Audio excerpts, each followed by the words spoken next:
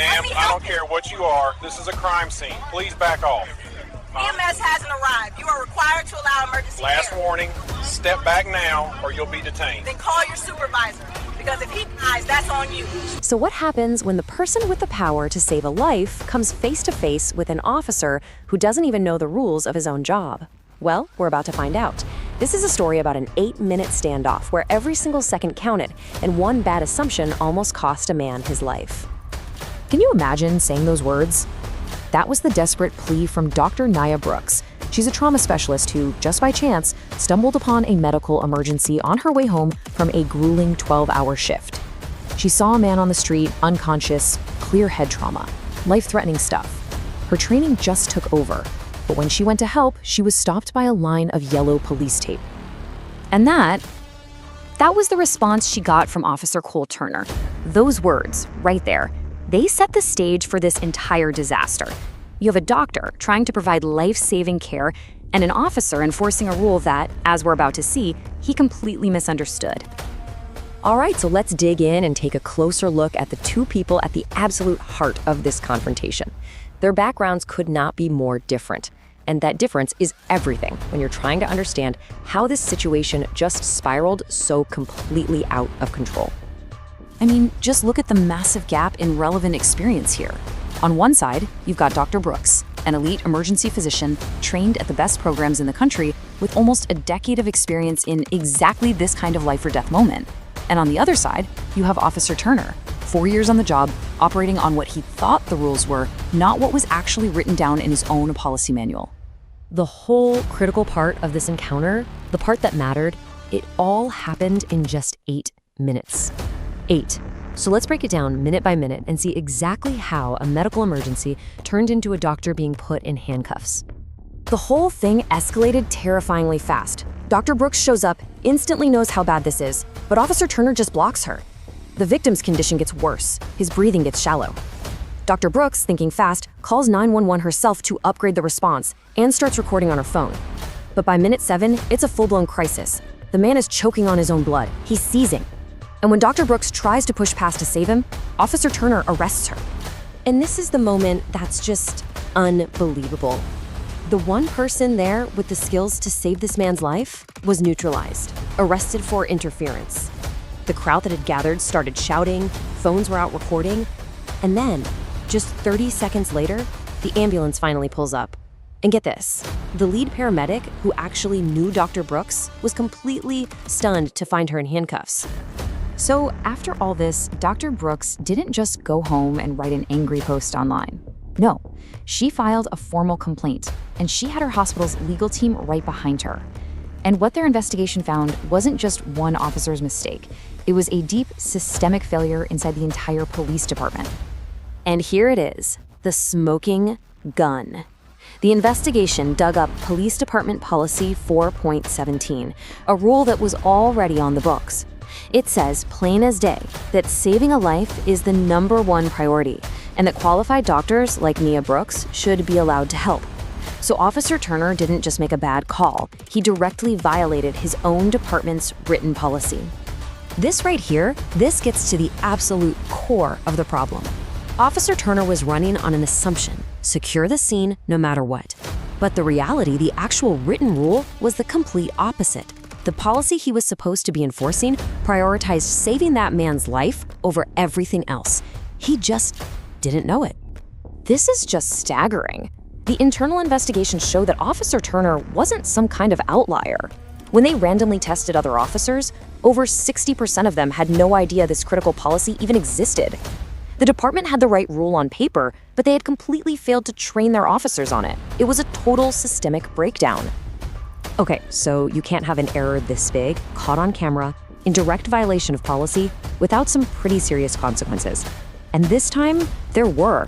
Not just for the officer, but for the city and for how the whole department operated from then on. For Officer Cole Turner, the fallout was swift and it was severe. He was fired. The state actually prosecuted him for breaking the law and he pled guilty. The end result? A fine, community service, and he had to agree to never work in law enforcement again. His career was over, all because he didn't know his own rules. This whole incident also hit the city's wallet, and hard. The victim, Terrell Jackson, who thankfully survived, he filed a civil suit, and with all that video evidence, the city knew it had no choice. They settled for $285,000. But here's the thing. Something genuinely positive did come out of all this. As part of that settlement, the city was forced to act. They brought in mandatory annual training and testing on all their critical policies. And just look at the result. Complaints about officers interfering with medical care dropped by 73%. The policy didn't change. They just finally started training people on it. So why are we looking so closely at this one incident? Well, because the lessons from this 8-minute failure on a city street go way beyond just one doctor and one cop. They really get at the heart of accountability, knowledge, and what it takes to create real systemic change. So let's break down the big takeaways here. First, Dr. Brooks knew her rights. Second, she documented everything. That camera phone is a powerful tool for accountability. Third, she didn't just tweet about it. She filed a formal complaint and saw it all the way through. This whole case proves that a great policy is totally useless if no one is taught what it is. And finally, yeah, sometimes doing the right thing means taking a risk. And that really brings us to the final thought, doesn't it? This entire crisis happened because a good, life-saving policy was just sitting in a binder somewhere, unread. It really makes you wonder, how many other important rules are out there designed to protect us, but are completely unknown to the very people who are supposed to be enforcing them? So what happens when a doctor trying to save someone's life is stopped and actually put in handcuffs by a police officer? Well, we're about to dive into this incredible case study that really exposes the dangerous gap that can exist between the rules on paper and what actually happens on the street. And it reveals a problem that goes way, way beyond just one single confrontation. It really all boils down to this one absolutely chilling statement. It was spoken by an emergency room doctor, Dr. Nia Brooks, to the police officer who had just handcuffed her for trying to save a man's life. You know, this isn't just a quote, it's the spark that lit the fuse on an entire investigation. All right, section 1, a life on the line. So let's set the scene. It all starts on a pretty chaotic street. Dr. Nia Brooks, she's an emergency physician, is just driving home. She sees the aftermath of an assault, pulls over to help, and finds a man, Terrell Jackson, who's critically injured and is literally choking on his own blood. Her medical training just kicks in instantly. What happens next just escalates so fast, it's unbelievable. Dr. Brooks, with her ID out, tries to give medical aid. But Officer Cole Turner physically blocks her way, saying he has to preserve the crime scene. Dr. Brooks is pleading with him, telling him this man is dying, seconds matter. When she tries to get past him anyway, Officer Turner arrests her, puts her in handcuffs. All while Terrell Jackson's life is just hanging in the balance. But here's where the story takes a really critical turn. Dr. Brooks, even in all that chaos, had the presence of mind to document everything. She started recording, she got the officer's full name, Cole James Turner, badge number 3742, and she had the backing of her hospital to seek some real accountability. This was not going to be swept under the rug. So now we get to section 2, policy versus practice. Because armed with that video evidence, Dr. Brooks went straight to her hospital's legal team, and they immediately filed a formal complaint. The whole conflict was about to move from the street right into the system. And this is the big question, right? Officer Turner claimed he was just following protocol, preserve the crime scene, wait for the paramedics. I mean, on the surface, that sounds kind of reasonable. But was it actually the rule? This is where the whole thing just blows wide open. The hospital's lawyers pulled the police department's own policy manual, and there it was, plain as day, in black and white, Policy 4.17. It explicitly says that saving a life takes priority over preserving evidence. So Officer Turner wasn't following protocol, he was actually violating his own department's written rules. And believe it or not, the problem went even deeper than that. It wasn't just an internal policy violation.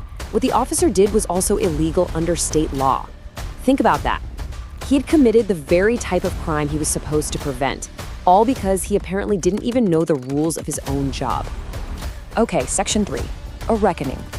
With such clear-cut evidence of a policy violation and, a literal crime, the consequences started coming, and they came fast. The complaint triggered an internal affairs investigation, and it was led by Officer Turner's own supervisor, Lieutenant Patricia Reeves.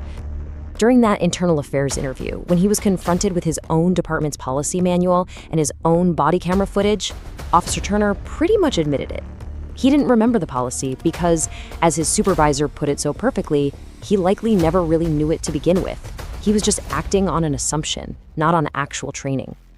And the accountability here was comprehensive. I mean, look at this. Turner was fired.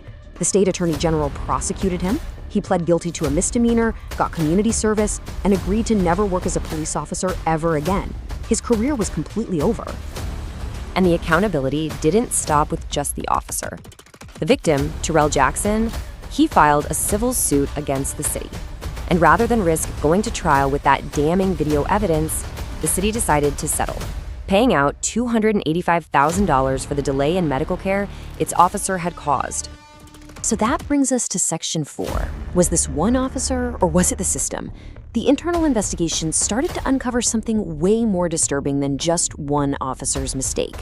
Lieutenant Reeves began to wonder, was Cole Turner just an outlier, or was he the norm? And the results were, well, they were shocking. When investigators started randomly quizzing other officers on this critical, life-saving policy, they found that over 60% of them either didn't know it existed or couldn't explain it correctly. This wasn't a case of one bad apple.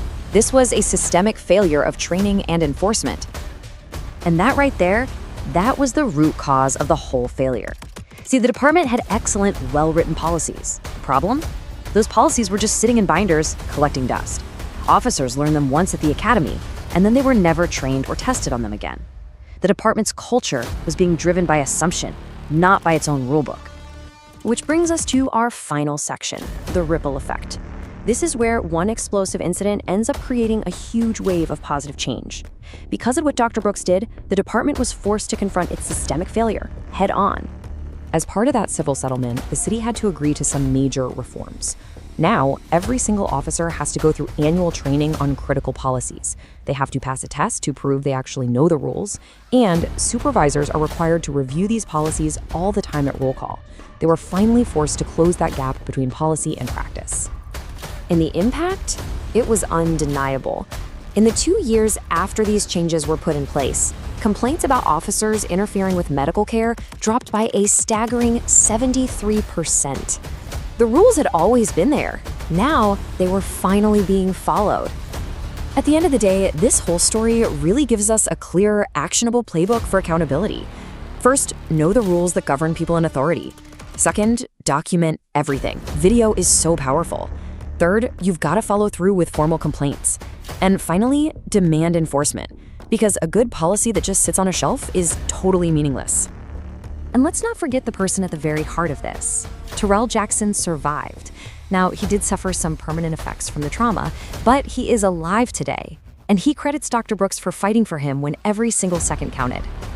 So this leaves us with one final, really important question to think about. This one case exposed a single broken policy in one police department. But how many other good, life-saving rules are just sitting in binders right now, unread and unenforced, just waiting for the next crisis to bring them to life?